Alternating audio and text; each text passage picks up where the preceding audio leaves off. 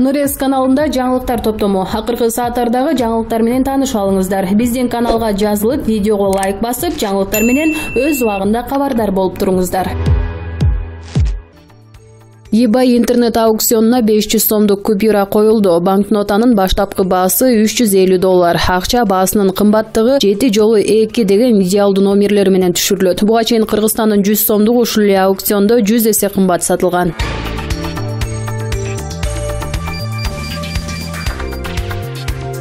Асейин Саралаев Кыргызстандын мурдагы президенти Курманбек Бакиев тууралуу китеп жазып баштады. Мындай маалыматты ал өзүнүн социалдык тармактагы жеке баракчасына жазып чыкты. 2 ай бою Курманбек Бакиев агабыз президент болгон 2005-2010 жылдардын кучагында жашадым. Анткени ушул жылдар аралыгында мен өлкөбүздөгү коомдук иштерге жана саясий кыймылдарга активдүү катышкан болчумун. Өзүмдүн күндөлүк катары жазып жүргөн эскерүүлөрүмдү дагы чогултуп, кайрадан талдап чыктым. Ошол жылдардагы менин жүрөгүмдөн өткөн окуялардын ар бириндеги жалган менен чындыктын чек арасынан ары бери өтүп көрдүм.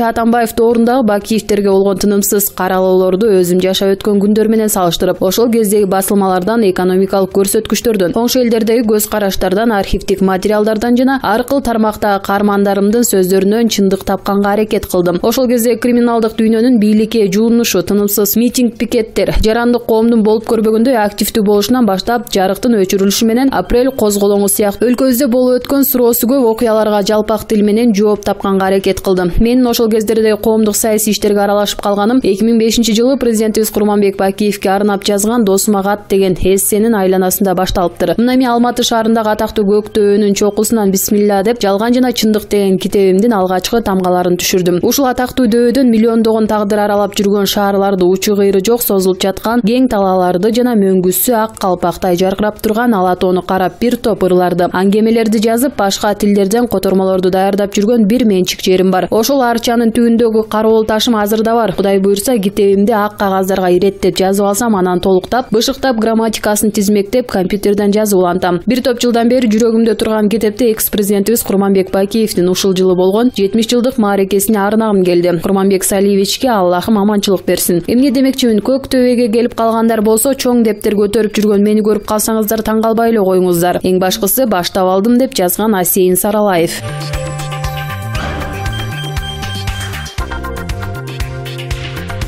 Мурда премьер-министр Сапар Исаковду сотко күчтөп алып барышты. Бул тууралуу Азаттык радиосуна анын адвокаты Замир Жошев билдирди. Жактоочу Исаковду мажбурлап алып келүүдө мыйзам бузулганын белгиледи. Адамды сотко мажбурлап алып келүү тууралуу токтомду соттук приставтар аткарышы керек болчу. Ушул жерде УКМКнын кызматкерлери күч колдонуу менен алып келиптир. Бул мыйзамга туура келбейт. Исаков Бишкек ЖЭБин жаңылоодогу коррупция боюнча соттолуп жатат. 25 октябрда ал УКМКнын убактылуу кармоочу жайынын камерасынан чыгуудан жана сот отурумуна катышуудан баш тарткан. Муну айрым күбөлөр суралбай жаткандан нааразылык менен түшүндүргөн. Мындан соң сот Исаковду мажбурлап алып келүү жөнүндө токтом кабыл алды. ЖЭБти модернизациялоо боюнча кылмыш ишине байланыштуу мурдагы өкмөт башчылар Сапар Исаков, Жантөрө Сатыбалдиев, мурдагы энергетика министри Осмонбек Артыкбаев, Улуттук энерго холдинг компаниясынын мурдагы төрагасы Айбек Калиев, анын ошол кездеги орун басары Жолдошбек Назаров, электр станциялары ишканасынын мурдагы жетекчиси Салайдын Авазов жана ЖЭБти модернизациялоо долбоорунун мурдагы аткаруучу директору Темирлан Биримкулов былтыр камакка алынган. Мурдагы финанс министри Ольга Лаврова үй камагында. Аларга коррупция жана кызмат абалынан кыянаттык менен пайдалануу беренелери менен айып тагылган. Сот быйыл февраль айынан бери жүрүп жатат. Адвокаттын бүгүнкү билдирүүсү боюнча азырынча соттон комментарий боло элек.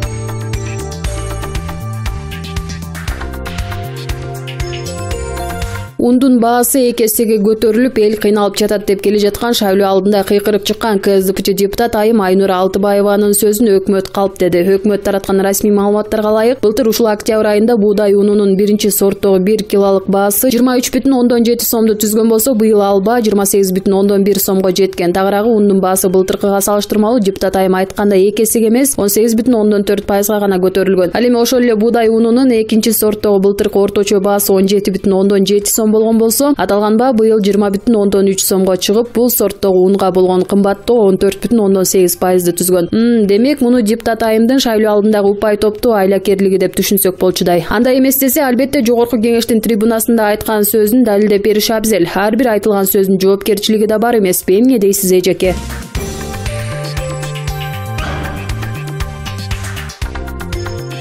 Издөөдө жүргөн эл аралык террордук уюмдун мүчөсү кармалды. Бул тууралуу Кыргыз Республикасынын Улуттук коопсуздук мамлекеттик комитетинин басма сөз кызматы билдирет. Белгилүү болгондой 18 октябрда УКМК менен ИИМдин биргелешкен ыкчам издөө иш-чараларынын жүрүшүндө Кыргызстандын 25 жаштагы ДА аттуу жараны кармалды. Кармалган ДА аттуу жаран 2015-жылы эл аралык террордук уюмдун лагеринде атайын диверсиялык террордук даярдыктан өткөнү аныкталган. Мындан тышкары ал уюмдун башчыларынын тапшырмасы менен диверсиялык террордук акцияны өткөрүү үчүн Кыргызстанга келген. ДА 2016 жылдан тарта жазык кодексинин жалданмачылык беренеси боюнча издөөдө жүргөн. Кармалган жаран Жалал Абад шаардык ички иштер башкармалыгынын убактылуу кармоочу жайына кармалды. Учурда тергөө иштери жүргүзүлүп жатат.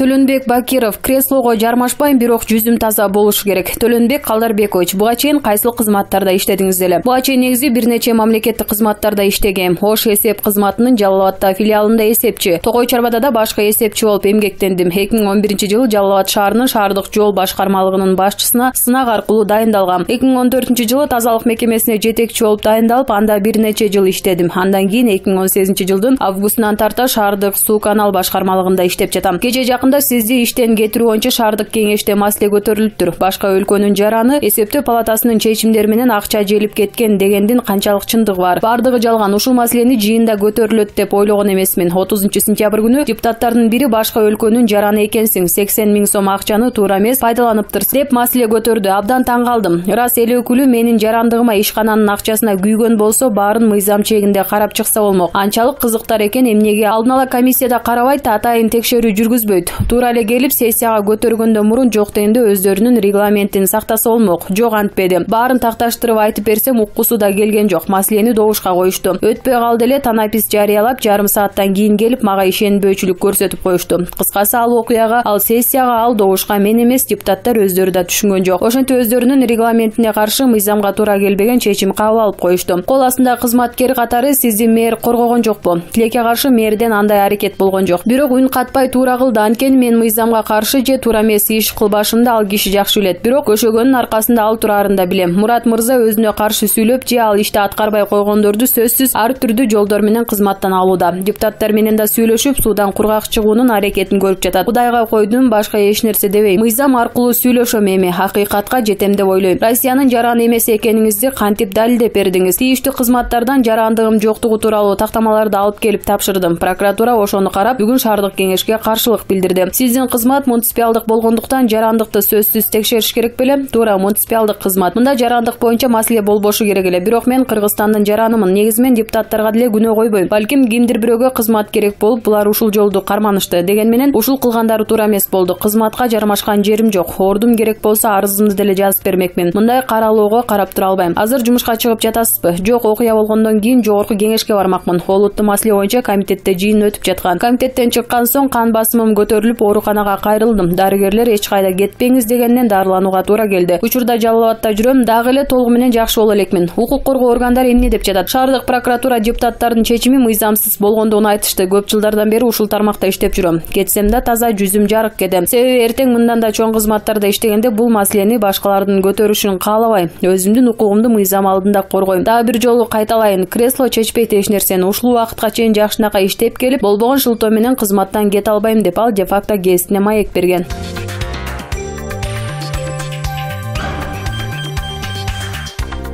Чоң долбоорду ишке ашыруу үчүн тышкы карыз алганга мажбурбуз деп бүгүн 28 октябрда жогорку кеңештин комитетинде депутат Руслан Казакбаев билдирди. Депутат алынган насыяны туура колдонуу зарылдыгын айтты. Чоң долбоорлорду ишке ашырууга тышкы карыз алганга мажбурбуз. Бирок маселе карыз алганда эмес, алынган насыяны кандай колдонуп жатабыз? Коррупцияга жол бербей, акчаны сарамжалдуу колдоно алабызбы? Маселе ушунда болуп жатат, дейт депутат. Бюджет жана финансы боюнча комитетинде бюджет долбоору каралып жатат.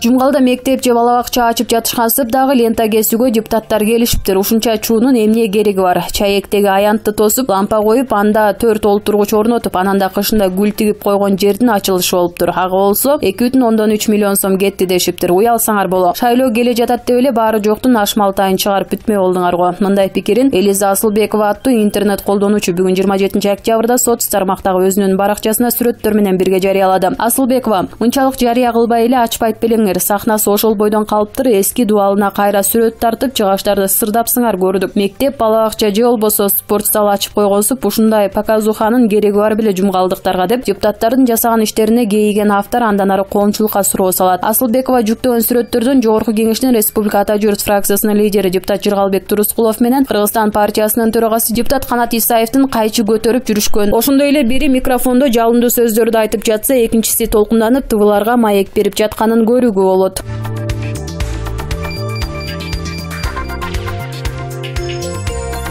Игорь Чудинов 2007 жылдагы 6-премьер, 2007 жылдын январында премьер-министр Фелик Искулов отставкага кетет. Ордуна премьер-министр болуп Азимбек Исабеков келет. Апрелде оппозицияда жүргөн Алмазбек Атамбаев премьер-министр болуп келип, 8 айдан соң октябрда унду кымбаттатып иштей албай койгон соң премьер-министрликтен кетет. Премьер-министрликке Акылбек Жапаровго жарлык даярдала баштайт. Арийне Атамбаевдин берген маалыматынан улам Акылбек Жапаров кызматка жетелек жатып, муунуп жок болот. Андан соң премьер-министрликтин милдетин аткаруучу болуп Искендербек Айдаралиев дайындалат. Жылдын аягында премьер-министр болуп Игорь Чудинов келет. Ак жол элдик партиясы 2007 жылдын октябрында кабыл алынган конституциянын негизинде түзүлгөн. Ошол эле жылдын декабрында парламентке шайлоо болуп 90 депутаттын мандаты төмөнкүдөй бөлүнгөн. Ак жолго 71 мандат, КСДПга 11 мандат, Кыргызстан коммунисттерине 8 мандат. Ак жол партиясы парламентке өкмөт башына Чудиновду алып келген. Данияр Үсөнов 2009 жылы 23 июлда мөөнөтсүз президенттик шайлоо болот. Талапкерлер Курманбек Бакиев, Алмазбек Атамбаев, Темир Сариев, Жеңишбек Назаралиев, Токтай Меметалиева, Нурлан Мотыев жана башкалар. Так шайлоо болуп жаткан убакта буга чейин элди бөлүп чуулдатып келаткан Алмазбек Атамбаев президенттикке койгон талапкерлигин алып салат. Буга ачууланган Болот Шер сыяктуу ээктин мүчөлөрү жолго алып келип ушуну салып ал деп берген дешет. Президент болуп Курманбек Бакиев экинчи мөөнөткө шайланып, ал өкмөт башына Үсөновду алып келет. Үсөнов коммуналдык тейлөө менен электр бааны кымбаттатып жиберип, элдин кыжырына тийип алган. Алмазбек Атамбаев 2010 жылы 7 апрелде убактылуу өкмөт бийликке келет. Анын башында Роза Отунбаева турган. Убактылуу өкмөттү башка мамлекеттер тааныбай коет. 2010 жылдын июлунда жаңы конституция кабыл алынып, 2010 жылы октябрда парламенттик шайлоо өтөт. КСДП Атамекен Республика партиялары бир коалиция түзүп Атамбаевдин өкмөтүн Жогорку Кеңешке алып чыгат, бирок парламенттен өтпөй калат. Экинчи ирет Атамбаевдин КСДПсы Ата Журт менен биригип Республика үчөө коалиция түзүшөт. Жогорку Кеңештин төрагасы болуп Ахматбек Келбеков шайланат. Атамбаев өкмөт башына келет. Өтпөй Ташиев, Текебаевдер Атамбаевди өкмөт башынан алып түшөрдү. Ал Ахматбек Келбековго чөгөлүп барып, бул кызматта калат. Өмүрбек Бабанов 2011 жылдын октябрында президенттик шайлоо өтөт. Президенттик шайлоого Кенестин китене жазыла тургандай 90го чукул адам катышууну каалайт. Бирок иргелип отуруп, Алмазбек Атамбаев, Камчыбек Ташиев, Адахан Мадумаров сыяктуу саналуу адамдар келет. Атамбаев түштүктө Республика партиясынын мүчөлөрү Бакыт Төрөбаев менен Алтынбек Сулаймановторго таянып, Ташиев менен Мадумаровду сындырып президент болот. Эң алгач өзүн премьер-министр кезинде сактап калган Жогорку Кеңештин төрагасы Ахматбек Келдибековду жок кылат. Ал эми Өмүрбек Бабановду премьер-министр кылат. Жантүрө Сатыбалдиев, Бабанов адам кылып чоңойткон Республика фракциясынын лидери Канат Исаев Текебаевдар менен биригип мародёрчулукка каршы күрөшүп жаткан Бабановдун моюна аргымакты илет да өкмөт башынан айдашат. Ордуна Жантүрө Сатыбалдиев келет. Жомарт Оторбаевду Өмүрбек Текебаев өкмөт башына алып келет. Ошондуктан бул эки кожоюндун кул катары күндүз Атамбаевдин, түнкүсүн Текебаевдин иштерин бүтүрүп жүрдү. Темир Сариев, өкмөт башчысы Темир Сариев эң олуттуу чырдын негизинен унаа жол министри Аргынбек Малабаев менен бирге кызматынан кеткен. Булар кытайлыктар менен жеңишинен сүйлөшүп, Кыргыздын мыкты фирмаларына бут тосушуп, Кытайдын эч нерсеси жок, бирок параны жакшы берген фирмасы балыкчы корумду жолуна тендерден өткөзүп жиберишкен. Сооронбай Жээнбеков өкмөт башына 2017 жылда президенттик шайлоодо талапкерлигин койду. Анын башка атаандаштар катары Өмүрбек Бабанов, Темир Сариев, Адахан Мадумаров, Улукбек Кочкоровдор сыяктуулар чыгышкан. Сооронбай Жээнбеков жеңишке жетишкен. Сапар Исаков акыркы учурдагы эң кыска убакыт өкмөт башында болду. Ал буга чейинки иштеринде таза коомду уюштурган, элге таза дегени менен чындыгы кир коомбу эйманы сотталды дейт. Мухаммедкалый Абылгазиев кайсы партияда экенин ким билет? Азизбек Келдибеков, Назар Ньюс, KG.